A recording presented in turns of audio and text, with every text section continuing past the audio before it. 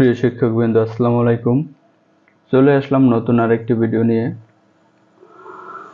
আজকের ভিডিওটি হলো এপ্রিল মাসের বেতন নিয়ে। তার আগে একটু বলি যে আপনারা হয়তো বা আজকে মার্চ মাসের বেতনের অনেকেই SMS পেয়েছেন। আজকে হয়তো তুলতে না পারলেও আপনারা আগামী রবিবার তুলতে পারবেন। আজকে বেশিরভাগ মানুষেরই হয়তো বা SMS আসছে,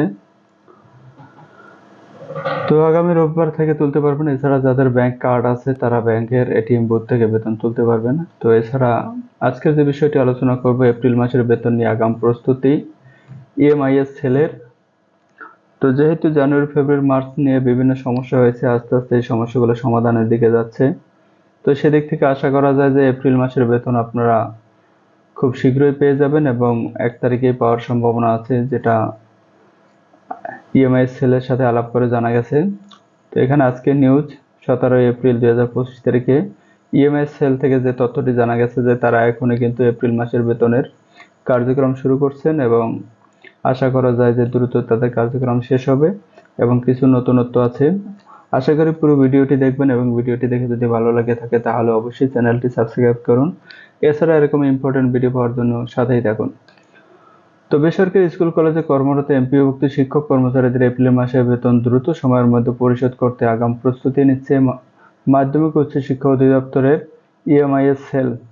এপ্রিলের শুরুর দিকে যেন তারা বেতনের অর্থ তুলতে পারেন, সেজন্য এই আগাম প্রস্তুতি বলে জানা গেছে। তো যেটা বলছিলাম যে মার্চ মাস পর্যন্ত মোটামুটি ঝামেলা ছিল, তো এপ্রিল মাস থেকে আশা করি আপনারা পরবর্তী মাসগুলো সঠিক সময়ে বেতন পেয়ে যাবেন। যে বুধবার EMIS সেলের senior system analyst Khondokar Azizur Rahman the Daily ক্যাম্পাসকে বলেন, এপ্রিলের প্রথম সপ্তাহের মধ্যে স্কুল কলেজের শিক্ষক কর্মচারীদের বেতন দেওয়ার কাজ শুরু হয়েছে। এজন্য চলতি মার্চ মাসে বেতনের প্রস্তাব মন্ত্রণালয়ে পাঠানোর চেষ্টা চলছে। আশা করছি এপ্রিলে বেতন দ্রুত ছাড় করতে পারবো।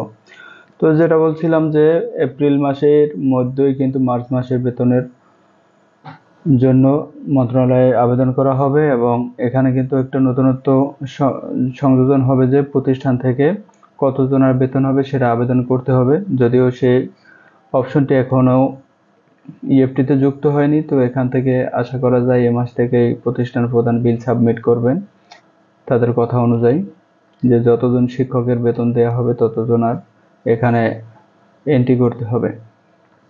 নাম অপ্রকাশিত রাখার শর্তে মাউসিয়া কর্মকর্তা জানান, বেতনের প্রস্তাব মন্ত্রণালয়ে পাঠাতে গিয়ে নানা জটিলতা তৈরি হচ্ছে। এ কারণে শিক্ষক কর্মচারীরা EFT সুবিধা পাচ্ছেন না। বিষয়টি অনুসন্ধান করতে গিয়ে শিক্ষক কর্মচারীদের অবসর, মৃত্যু সহ বেশ কিছু বিষয়ে সামনে এসেছে।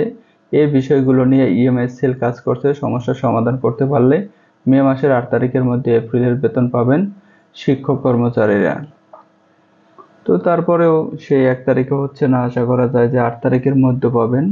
যে এখানে মূল সমস্যাগুলো হচ্ছে যে অনেকেই অবসর হচ্ছেন, তারপরে মৃত্যুজনিত, যেহেতু EFT-তে আপনার বেতন প্রতি মাসেরটা যাদের বিল করা হবে তাদেরটাই আসবে। আগামীতে এই সমস্যাগুলো থাকবে না যে অনেকে আছেন যে পদত্যাগ করেছেন বা মৃত্যুবরণ করেছেন, তারপরও মাসে মাসে তাদের EFT-তে মানে MPO-তে বেতন আসতো। তো EFT-তে সেই সমস্যাটি থাকবে না। EFT-তে আপনার যে বেতনটাই করা হবে সেই মাস থেকে বেতন চালু হবে এবং পরের মাসের বেতন আর সেই আগের মতো ধারাবাহিকভাবে আসবে না। অনেকেই দেখা গেছে যে 2 জায়গায় MPO আছে, তো তাদের অনবরত বেতন আসতেছে। সেই সমস্যাগুলো আশা করি সামনে থাকবে না। জানা গেছে সরকারি কর্মকর্তা কর্মচারীরা EFT-র মাধ্যমে বেতন ভাতা পান, তবে বেসরকারি শিক্ষা প্রতিষ্ঠানে কর্মরত MPO-ভুক্ত শিক্ষক কর্মচারীদের বেতন ভাতা সরকারি কোষাগার থেকে ছাড় হলেও তা রাষ্ট্রায়ত্ত 8টি ব্যাংকের মাধ্যমে অ্যানালগ পদ্ধতিতে ছাড় হয়। এই অর্থ তুলতে শিক্ষকদের নানা ভোগান্তিতে পড়তে হতো। এটা দ্বারা বুঝলাম যে সরকারি যারা কর্মকর্তা আছে তাদের কিন্তু সরাসরি EFT-তে বেতন আসে, কিন্তু আমাদের বেসরকারি শিক্ষকদের 8টি যে ব্যাংক আছে সেই ব্যাংকেই বেতনগুলো আসে, সেখান থেকে আমাদের অ্যাকাউন্টে চলে আসে। এই সমস্যাটি রয়ে গেছে, তো এটি দূর হলে এরপর থেকে হয়তো বা 1 তারিখ থেকে বেতন পাবেন, সরাসরি আপনার অর্থ মন্ত্রণালয় থেকে বেতনটি ছাড় হবে। তো এই হলো এপ্রিল মাসের বেতন নিয়ে নিউজ। আশা করি ভিডিওটি ভালো লাগছে। যদি ভিডিওটি ভালো লাগে তাহলে অবশ্যই চ্যানেলটি সাবস্ক্রাইব করুন। এছাড়া এরকম ইম্পর্টেন্ট ভিডিও পাওয়ার জন্য সাথেই থাকুন। তো ধন্যবাদ।